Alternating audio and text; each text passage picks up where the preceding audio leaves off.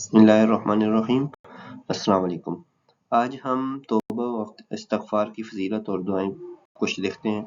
तौबा और इस्तिग़फ़ार की बहुत अहमियत है। हमें वक्तन फ़वक्तन अल्लाह ताला से गुनाहों से तौबा करनी चाहिए। तो चलिए आज हम एक दो ही छोटी छोटी दुआएं हैं वो देखेंगे जो हमें रोज़मर्रा में ज़रूर पढ़नी चाहिए। ये हमारे लिए दुनिया और आखिरत में निजात का ज़रिया है। चलिए शुरू करते हैं। दुआ नंबर 1, मजलिस में किया जाने वाला इस्तिग़फ़ार। मजलिस में हम कौन सा इस्तिग़फ़ार करने? रब्बिग़फ़िरली व तुब अलैया इन्नका अंतत तव्वाबुर रहीम। ये बहुत छोटी दुआ है। इसका तर्जुमा देख लेते हैं। ऐ मेरे परवरदिगार, मेरी मग़फ़िरत फरमा और मेरी तौबा कबूल फरमा। आप तौबा कबूल फरमाने वाले और बहुत रहम फरमाने वाले हैं। दुआ नंबर 2 देखते हैं जी।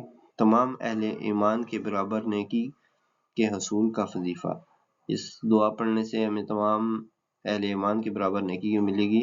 तो अल्लाहुम्मा अग़फ़िरली वलिल मुअमिनीना वल मुअमिनात वल मुस्लिमीना वल मुस्लिमात।